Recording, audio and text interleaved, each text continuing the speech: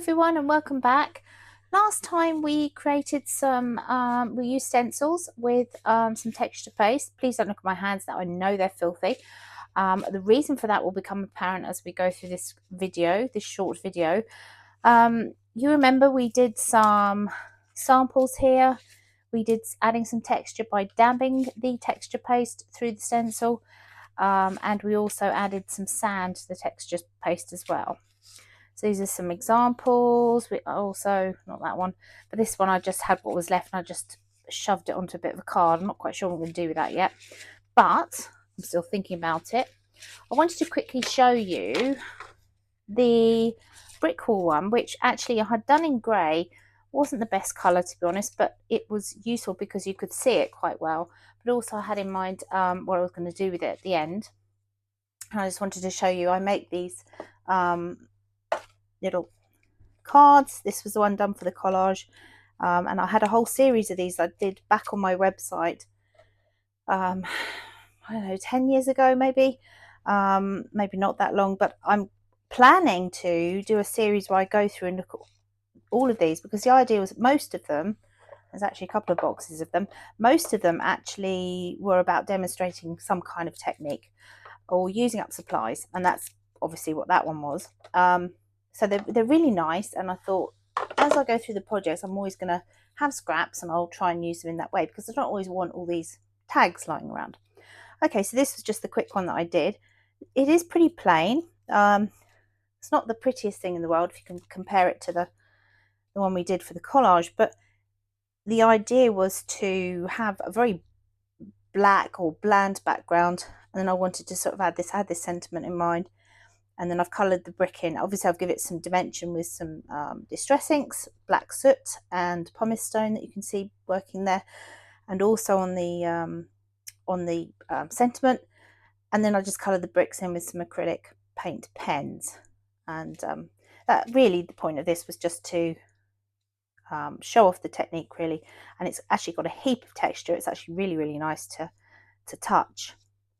Okay, so that was that. Now the other thing was we had some which were just plain without the colour in. Ones like this. This one was one that didn't have the sand in, but had the tapping effect that we did to sort of give it even more texture. And I wanted to just show you something quickly, that these examples here were using the texture paste with actually no added texture, so no dabbing and no sand. And this is what happens if you just use distress ink, so either the distress ink pads or the distress sprays. You'll get it sort of pooling in between the bricks, and the bricks you know, stay lighter colour, and that might be what you want, you know, that could be what you're looking for. But I was trying to sort of get something a bit more, I don't know, a bit more weathered, I suppose. So I'll show you this one. And this is the one that I did. I'm not that happy with it actually. It's okay, right? It's okay. But you've got a heck of a lot of texture going on there. You've got, you know, quite a lot of dimension. But this was sprayed with distress oxide sprays. There was a bit of ink pad used around the edges, just a little bit, but mostly the sprays. And that would be, I think I used rusty hinge, a bit of spiced marmalade, and some, oh, I can't remember what's the darkest, one of the darker browns, because obviously with the oxides they come out a bit lighter really. But if you use the sprays, I think you're going to get the same effect going on that you had on this one. Whereas if you use the pigment, the pigment in the distressed oxides will stick to the texture paste. And what I will say, if you've made your own with the PVA glue, that is the problem. You get almost a sort of shiny or rubbery effect on the top, which makes it quite difficult to pick up colour, which is why actually adding colour up front can be better or easier. So if you know what colour you're going to be doing and you want sort of flat colours, add it to the mix. Having said that, some of the bought texture pastes will create a very porous texture, just depending on the mix they have, and that's what you get here with this one. which was one I'd done some years ago. And you remember, I was trying to remember, I think this was a resist spray that was on there. But the bricks themselves are quite porous because the texture paste that I used was a purchase one. It was in a tube. I can't remember which one it was, but it was a bit more porous. And so it was a bit easy to work with, to be honest.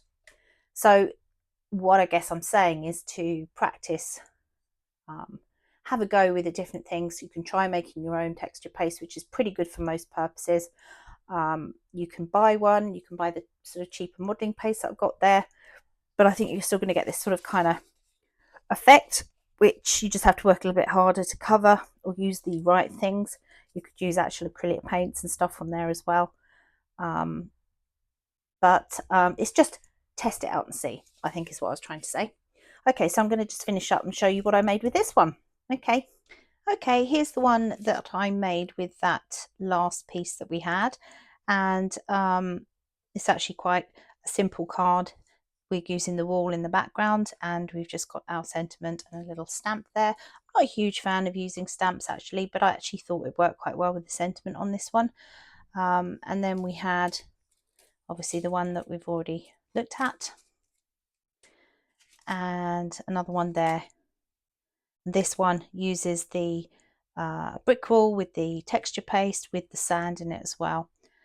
And I think they're quite cute actually. Quite nice way to demonstrate things. Sometimes you don't want to make a card, but having said that, you could always mount these things on a card, as I've said. So thanks for joining me. Next up, I'm not quite sure where we're going next with this series, but there'll probably be some other things that we do first. So do come and join me. Hopefully you're enjoying sort of playing around with some of the different ways to do things.